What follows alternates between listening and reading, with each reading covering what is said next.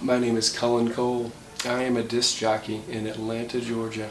I was dropped off by my parents at a roller rink in Lithonia, and there was a DJ there called Miss B. I would just stand there and watch her play her 45s and ask her questions and, put requests down, and that's pretty much where it started.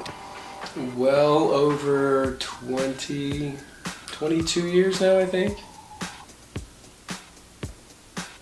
I am solely at MJQ, which is a nightclub on Ponce de Leon, and I've been there near 17 years. My equipment is pretty heavy compared to most. I solely play vinyl, and I've, in combination, brought in the first DJ mixer that was ever produced.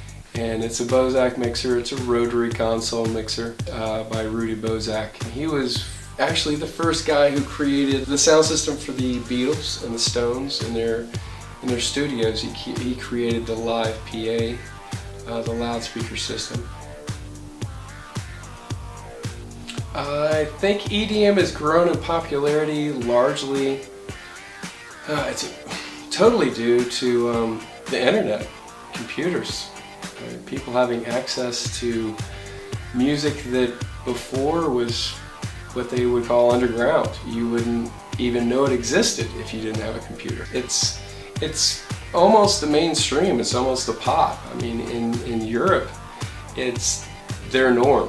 We're just now getting to the point where half-rate EDM is popular.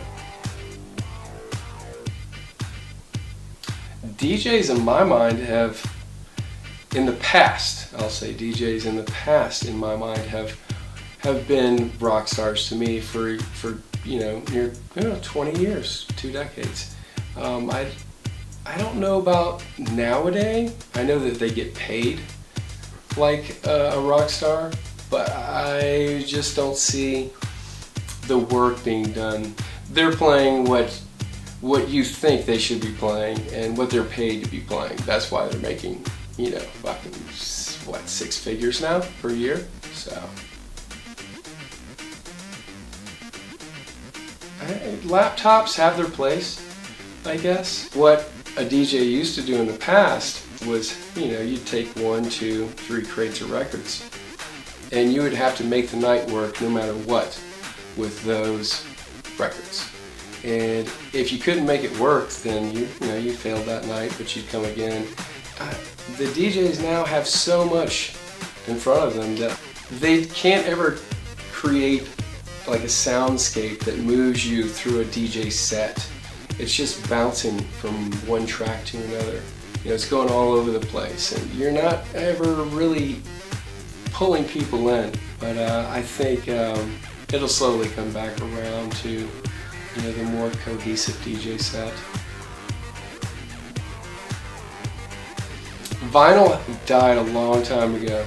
It's too expensive, more than anything. DJs nowadays don't realize how much it used to cost a real DJ to buy records every week. You would spend just about every cent you owned to buy all the records that you needed to have per week. If a record came out and you really wanted to be the person to break it, and the only person to play that record for a month, I remember buying up 20 copies. I remember going around and DJs buying up every record that was available so that nobody else could play the record. That kind of stuff doesn't happen anymore. Ooh, defining a DJ. That's the most difficult question of them all. It really comes down to, are they in tune with the crowd? How well off are they with their music taste? How many years have they been into it? What's their style, of play? How they blend? Are they ADD? Are they not? Are they? There's so many different aspects that can be taken into that. It's almost impossible because I've known and played with some of the best in the world, and you would never know it. They just get on and they do what they do, and they can They can make it happen. It's a magical moment. You'll know it when you see it. But to describe it, you know, it's a rare occasion to have the right disc jockey in hand with the right crowd and the right sound system and the right venue. I mean, there's so many different components that come together to create that moment of what you think a great DJ is or a perfect DJ is.